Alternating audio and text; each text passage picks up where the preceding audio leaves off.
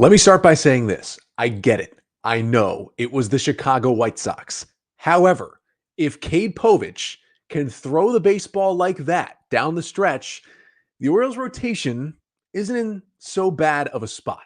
I'll recap Povich's phenomenal outing and the Orioles' blowout win coming up on this episode of the Locked On Orioles podcast.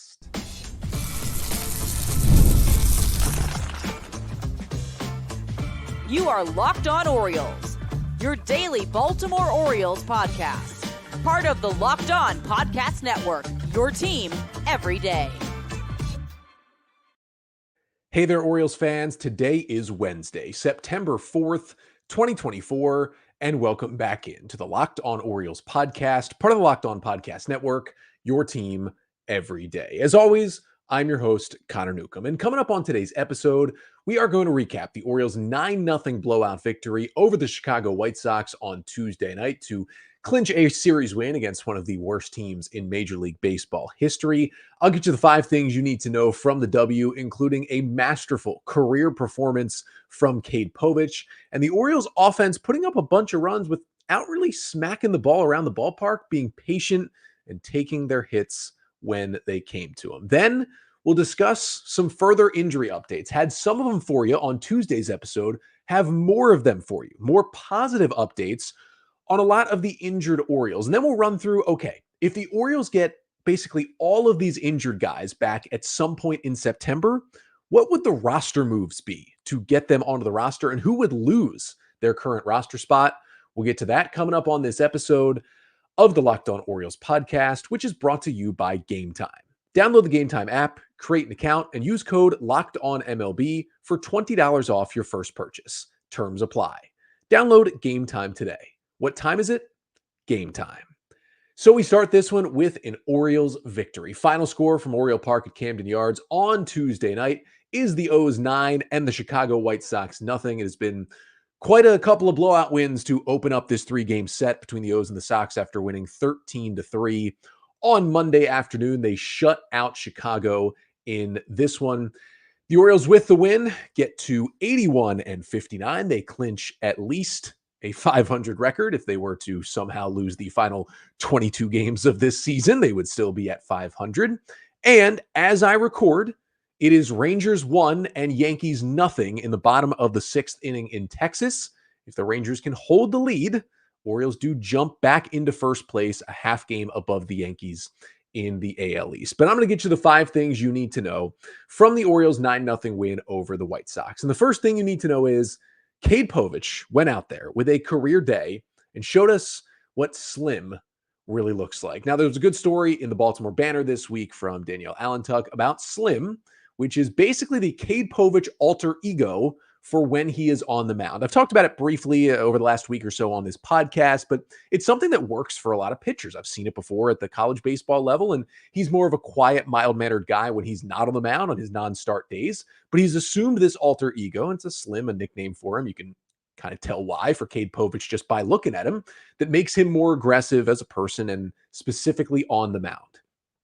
And it worked on Tuesday. And again, as I said at the top, I understand the caveat of all of this. I understand that the White Sox are now 31-109 and are probably going to go down in history as the worst team in Major League Baseball ever.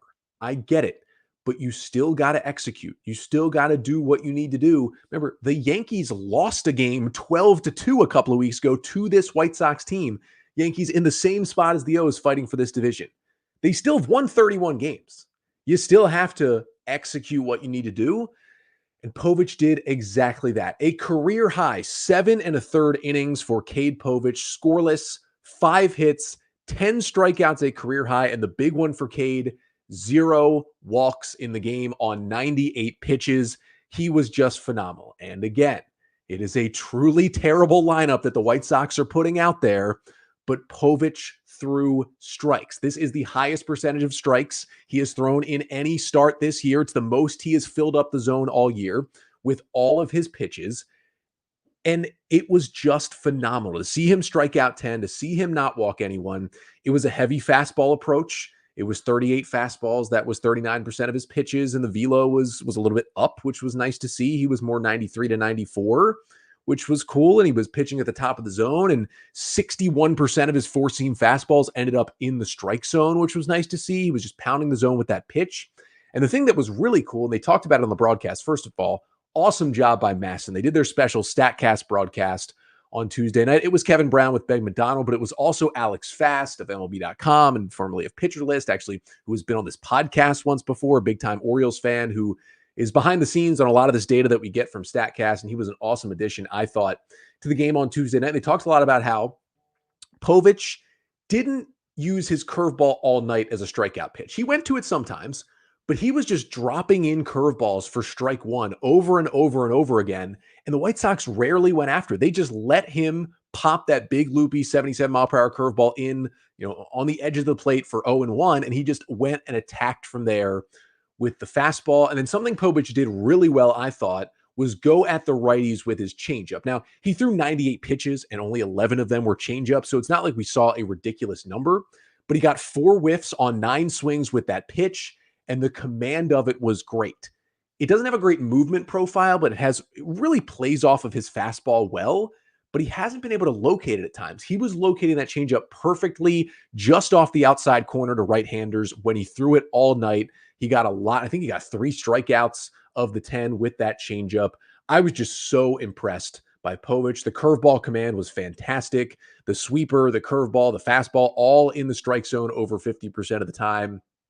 He pounded the zone. That is what he did. And he has the stuff, while the velocity isn't going to wow you, and Alex Fast talked about this on the broadcast, like Povich doesn't have one mega elite pitch. But what he does have is 5 big league quality pitches, and not a lot of starters have 5 big league quality pitches, especially in their rookie year.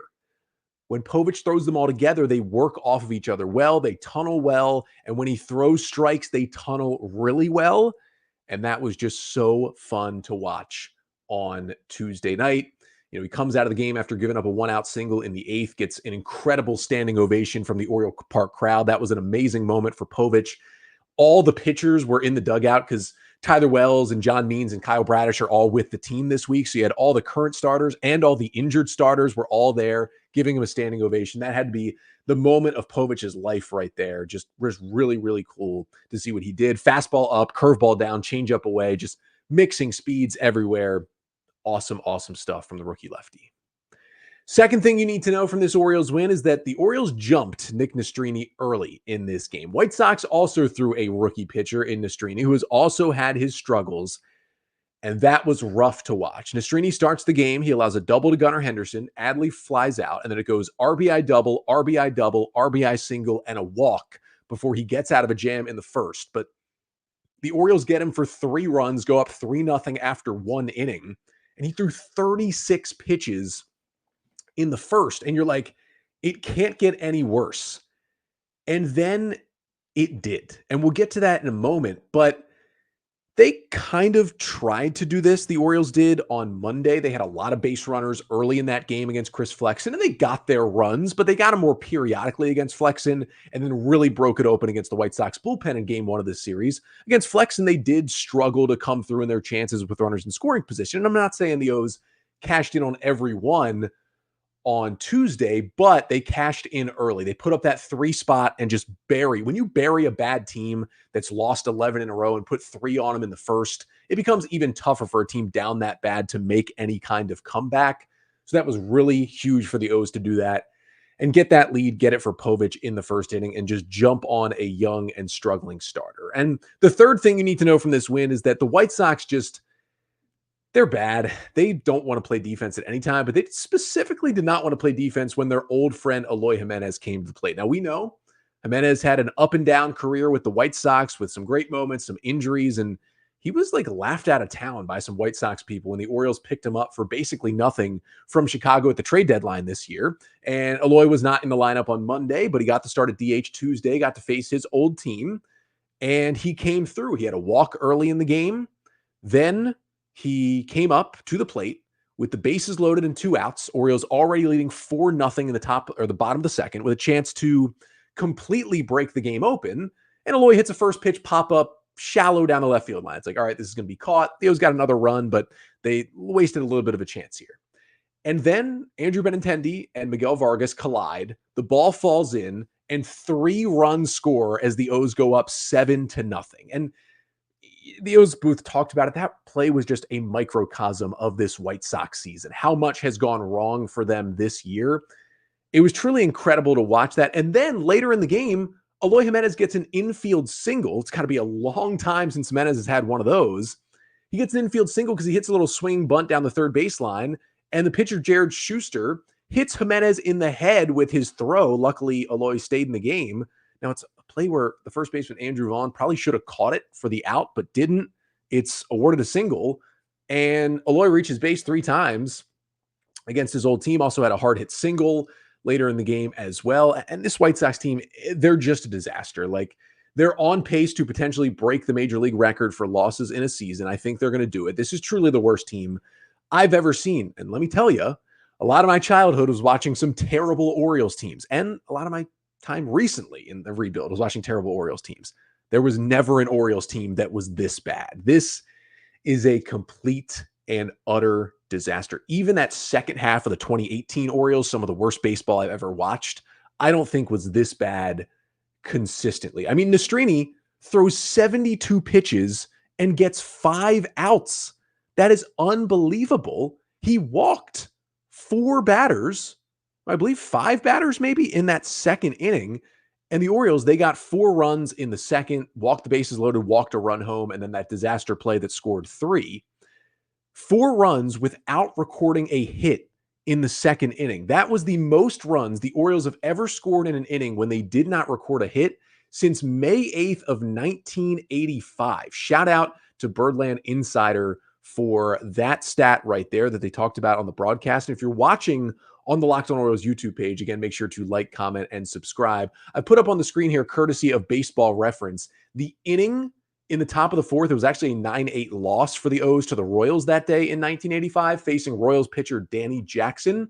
This is how it went. Eddie Murray strikeout, Gary Renicky walk, Fred Lynn walk, Mike Young walk, Fritzy Connolly walk, RBI, Rick Dempsey walk, RBI, Larry Sheets, who's been in the ballpark this week, his son Gavin on the White Sox, walk, RBI, Joe Nolan ground out, RBI, and then Cal Ripken Jr., what a bum, that guy never turned into anything, ground out to end the inning, and the Orioles scored 4 runs in that game to tie it at 4 in the top of the 4th back in 1985. Fun little trip down memory lane there. But yeah, first time that has happened in almost 40 years for the Orioles to score 4 runs without recording a hit in an inning. That's how bad it's gotten for the White Sox. 4th thing you need to know from this O's win is that, speaking of those walks, the Orioles tied their season high for walks in a game. Orioles batters drew 9 walks in this one. And again, let me say it again. I know it is the White Sox. Their pitching staff has been horrendous. Their pitching staff has walked a lot of batters this year. Again, Nick Nastrini had more walks, 6, than he recorded outs, 5, in this start. They are not very good. But 9 walks is 9 walks, and you still got to show some patience to get to 9 walks, and that ties the season high for the Orioles. Also did it July 20th in Texas in an 8-4 win over the Rangers. They had 9 free passes in that one as well. But you get 2 from Gunnar, 2 from Ryan O'Hearn, 1 from Santander, 2 from Cowser, 1 from Eloy, and 1 from Cedric Mullins in this game. And you like to see the batting eye from this team. And again, I understand it is the White Sox. They're going to walk you where it doesn't take as much skill to walk, because sometimes they are really wild. And we saw that from some of their arms, but it is still a good sign for the O's because they didn't hit the ball super hard in this game. In fact, it was 9 runs on only 9 hits. They only had 6 hard hit balls in the entire game. Funny enough that they get only 6 hard hit balls in the StatCast game, and yet they still score 9 runs. But it was about getting on base, getting a little luck with some bad White Sox defense, and capitalizing, though, especially in that first inning, on their chances. And I understand how bad the White Sox are, but you can score 22 runs in 2 games right after your offense has been struggling for a while. That is only going to help you moving forward, and that is what the O's have done here. And the 5th and final thing you need to know from the Orioles' 9-0 win over the White Sox on Tuesday, that is that Craig Kimbrell got a chance to pitch the 9th inning. Now, the way it's been going for him, the only reason he got that chance is because it was 9-0 O's, and he did allow a walk and a single, but he put up a 0 to finish off the game and that's at least got to feel good. It wasn't the greatest inning from Kimbrell, but I will point out that on the final pitch of the ninth, it was a little soft line drive to right field. Austin Slater made a really nice diving catch to end the game and preserve the shutout. Craig Kimbrell threw a sweeper on that pitch. Now, for Kimbrell, it was the only sweeper, one of 20 pitches that he threw. It was 12 fastballs, 7 curveballs, and he's thrown that sweeper a little bit this year, but the movement on that pitch, I couldn't believe that. I believe it was Sosa contacted that ball and hit a little flare into right. That was more movement that I've seen on any breaking ball this year from Kimbrell. So if he can find a way to command that pitch at all, maybe that's another offering that could help him get back on track, because that thing was nasty. Wasn't the prettiest inning. He did throw 6 straight balls at one point, including a walk, but 3 outs, it's 3 outs, and the O's get the 9-0 win over the White Sox to secure the series victory. And the Orioles also, good news wasn't only this W, it was also some of those injured guys. They are starting to get closer and closer back to the field. So coming up next, I'll give you the latest updates on all of those injured Orioles. That's after this. But first, this episode of the Locked On Orioles podcast is brought to you by eBay Motors. Passion, drive, and patience. The formula for winning championships is also what keeps your ride or die alive. eBay Motors has everything you need to maintain your vehicle and level it up to peak performance. Superchargers, roof racks, exhaust kits, LED headlights, and more. Whether you're into speed, power, or style, eBay Motors has you covered. With over 122 million parts for your number one ride or die, you'll always find exactly what you're looking for. And with eBay Guaranteed Fit, your part is guaranteed to fit your ride every time or your money back. Because with eBay Motors, you're burning rubber and not cash. So with all the parts you need at the prices you want, it's easy to make your car the MVP and bring home huge wins. Keep your ride or die alive at ebaymotors.com. Eligible items only, exclusions apply. eBay Guaranteed Fit is only available to U.S. customers.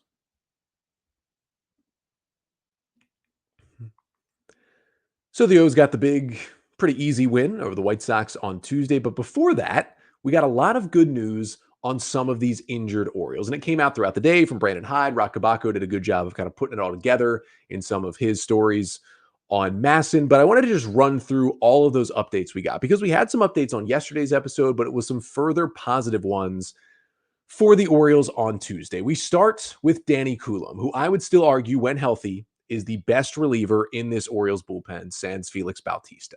He faced live hitters off the mound for the first time. Now, he had been throwing off a mound, but this is the first time he went out on the mound, on the field at Camden Yards, and faced live batters. That is a huge step in the right direction. Masson had some video of it that they played during the broadcast on Tuesday. He looked like he was going full strength out there on the hill. That tells me he is fairly close to starting a rehab assignment, more than likely in AAA Norfolk. The Orioles didn't say anything about him specifically starting one, but it feels like that's got to be close. That is fantastic news to get the high leverage lefty, hopefully soon, back in the O's bullpen. Now, speaking of rehab assignments, Jacob Webb started his in AAA on Sunday with a scoreless inning. Velocity was good. He said he felt good, at least after that outing. He is scheduled to pitch again today on Wednesday in AAA Norfolk, probably another 1-inning rehab stint. And the Orioles said they will reevaluate after Wednesday's outing and make a decision there whether he needs one more rehab or that they could activate him to the team, which means Jacob Webb could be back as early as Friday night when the Rays come to town. That would be another huge addition for this O's bullpen. And Jacob Webb hasn't always been a super high leverage guy, but he is just a really, really good middle reliever to help out kind of the squishy middle part of this O's bullpen, which has really struggled at times. They have severely missed Jacob Webb in that role. They've thrown a whole bunch of guys in there to try and replace Webb, haven't been able to do it. Jacob Webb coming back would be gigantic. Dean Kramer also threw. He just threw in the outfield, not off a mound or anything, but that was the first time he had thrown at all since he was hit in the right wrist by a 103-mile-per-hour line drive early in his start Saturday in Colorado. Brandon Hyde said the swelling is down on his wrist, but still not gone. It was nice to see him throwing. Now, if the O's kept on turn, Dean Kramer would start Friday night against the Rays, which is a little bit of extra rest from starting Saturday and not throwing a ton of pitches before he left the game in the 4th inning. But we shall see. Brandon Hyde seemed less than optimistic that Kramer would be ready to start a game on, say, Friday. Now, if they don't go to Dean Kramer, they could go to like a Cole Irvin plus bullpen game. Irvin threw 42 pitches in relief on Monday. So that would give him Tuesday, Wednesday, Thursday, 3 days of rest on 42 pitches. That means you probably couldn't stretch him all the way out, but he could give you, 3 to 4 plus innings in a start and then go to what should be a rested bullpen on Friday after the off day Thursday and the fact that the bullpen's very rested right now. They've barely used it so far this week. So that is certainly an option. Or you could go back to Zach Eflin. I mean, if he pitches Friday, he would be on regular rest from coming back and pitching Sunday. Now, I don't know if the O's will want to give Eflin the extra day after he just got back from the injured list, but you could throw Eflin Friday, regular rest, then Burns Saturday, regular rest, Povich Sunday, regular rest, Suarez Monday on regular rest, and then you really wouldn't need another starter until Tuesday in Boston. That would be like the absolute last day that Kramer could rejoin the rotation and start. And if he couldn't do that, you'd definitely have to put him on the injured list and you would get to backdate it a few days. But that's kind of what they're looking at. The third option is you call up someone from AAA to start either Friday or Saturday and kind of give everybody an extra day still in that rotation. So your two best options, one would be Brandon Young. He started on Sunday, so his regular rest would be starting Friday. That would be fun to see. He's been really good in AAA. And the other one would be Tucker Davidson, a guy who is a veteran, has been with AAA all year as a reliever and a starter, but his last start last week, he hasn't pitched since August 28th, but he threw 7 innings of 2-run ball with 8 strikeouts, his best start of the year in AAA from the left-hander. Maybe an interesting guy to give a spot start if you wanted to on Friday. So those are kind of the options if Kramer is not ready. Now, Grayson Rodriguez also still throwing, not off a mound yet, so he's a little behind guys like Danny Coulombe and Jacob Webb, but we keep an eye on that. And then Jordan Westburg, he played catch for the first time on Tuesday. That is great to see with that right hand that had the broken bone in it. Really the first time he's done anything using the right hand. All the drills he's done has been kind of with his glove hand, the left hand with that right hand still behind his back, but playing catch is a huge step forward. And hopefully some point here in September, the O's can get Jordan Westburg, a huge part in their lineup, back to this team. But that kind of brings us even more questions. Okay, so the Orioles have, who did I just rattle off there? 1, 2, 3, 4, 5 players I rattled off there. Plus, there are 3 more on the injured list that could come back that I haven't even mentioned. Those are 8 guys that could return to the roster in September. The question is, who would lose their roster spot when those guys come back? I would try to break all of that down to finish off the pod coming up next.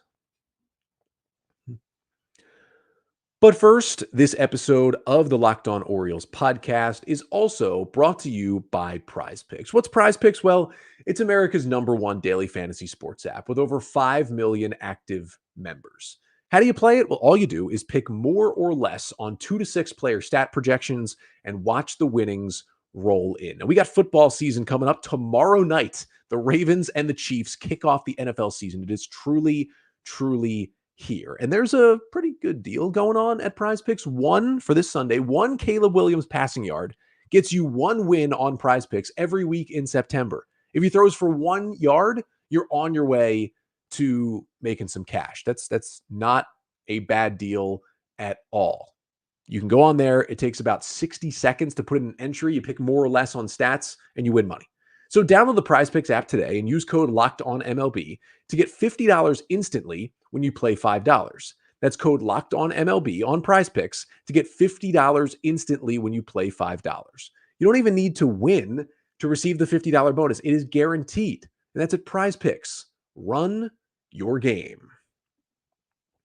And this episode of the Locked On Orioles podcast is also brought to you by Game Time. You've heard us talk about Game Time a lot. They're amazing ticket deals.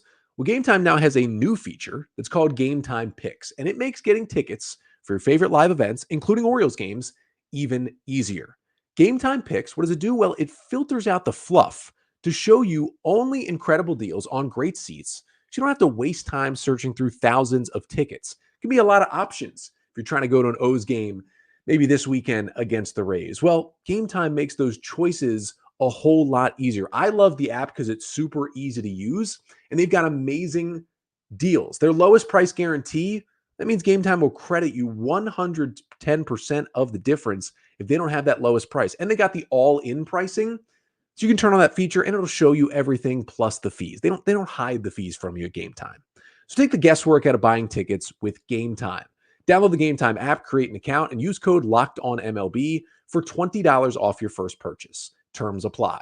Again, create an account and redeem code LOCKEDONMLB. That is LOCKEDONMLB for $20 off. Download Game Time today. What time is it? Game time. All right, so I've talked about all these Orioles that are currently injured on the IL that could come back in September. The question is, there's 8 of these guys on the IL that may return this month.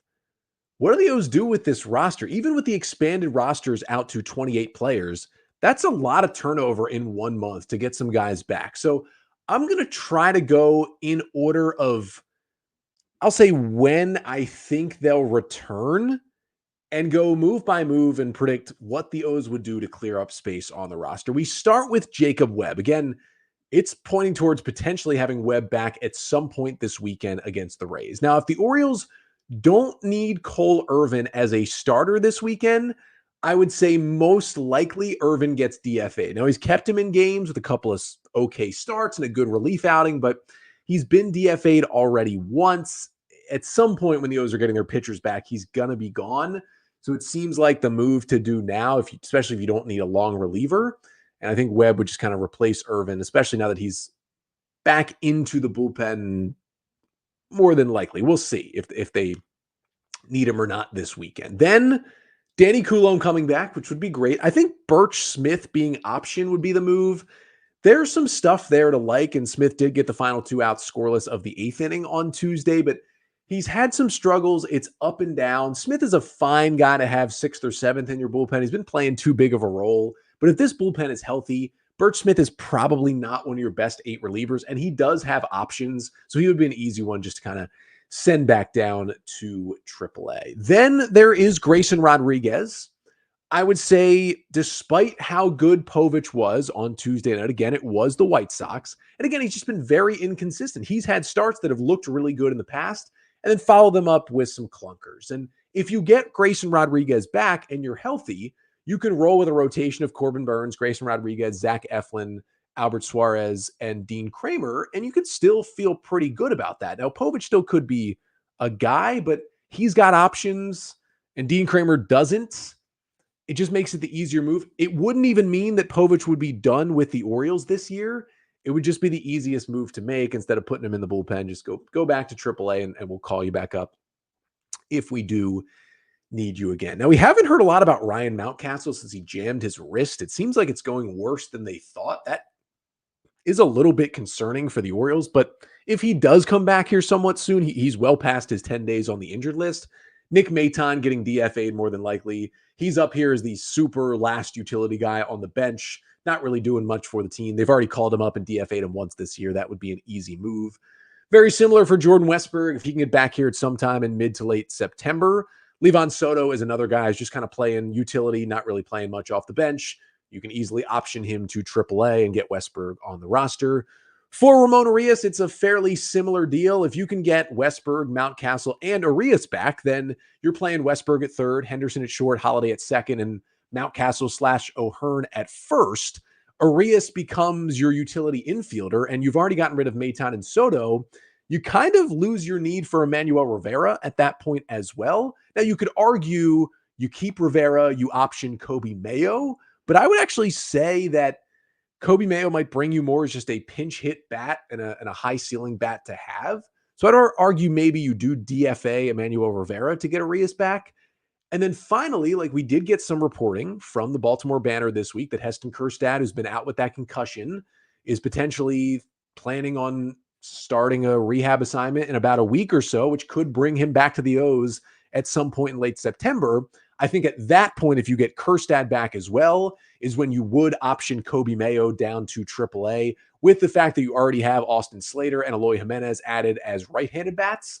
You would like another left-handed power hitting option, and Heston Kjerstad would be that guy definitely over Kobe Mayo, at least for the O's bench, and potentially even fighting for a playoff roster spot for the second straight year if he shows he is healthy. Because if you get Kjerstad back, Then you do have another potential outfield option if you'd like it with all the infielders they have on the roster, and you kind of reset to the healthy roster you had, a month or two ago before a lot of these injuries started really going downhill for the Orioles. And then if you do get all of these guys back, your roster starts to look a lot better. I mentioned the rotation of Burns, Rodriguez, Eflin, Suarez, and Kramer. If you get your relievers back, you've got Jacob Webb and Danny Coulombe in there, and that is to go along with Keegan Aiken and Matt Bowman and Cano and Dominguez and Kimbrell, CNL Perez and Gregory Soto. Not a bad bullpen to have out there. And you still have a guy like Colin Selby potentially waiting in the wings. And then if you make the moves you do to get all of your hitters back and healthy, you still have McCann and Rutschman. And then in the infield, you have Henderson, Holiday, O'Hearn, Mountcastle, Arias, and Westberg. And your outfield is Kowser, Mullins, Santander, Slater, and Kerstad with Eloy Jimenez as another DH role. That makes you feel just a little bit better about the depth and total depth of this Orioles roster with some better players that have been on the roster for now back in AAA as more of that depth to potentially call up. But that's a look at what that roster could be. Again, it's not all going to be that simple. Some guys are going to have setbacks. Some guys aren't going to return. Some guys are going to struggle when they return. But that's kind of your ideal scenario if all 8 of those guys do return in the month of September. I will return tomorrow on this podcast, but that'll do it for today. O's will go for the sweep on Wednesday, and it's a sweep they really need to get against the worst team maybe in baseball history. It will be Albert Suarez, who's been dynamite lately on the mound against another young rookie right-hander. The 24-year-old righty Jonathan Cannon gets the ball for the White Sox. He's probably had the best stretches of any White Sox young pitcher this year, but his last 3 starts have been all pretty much disasters. So the Orioles hope that continues for Cannon, another 6:35 start in that one. And then I'm back tomorrow to recap it and get you any other Orioles news and notes you may need. Unfortunately, at this point, the Yankees have taken a 2-1 lead over the Rangers in the 8th, so the O's may still be trying to get back into first on Wednesday. But either way, I'm back on Thursday. Until then, I'm Connor Newcomb, and this has been the Locked On Orioles podcast, part of the Locked On Podcast Network. Your team every day.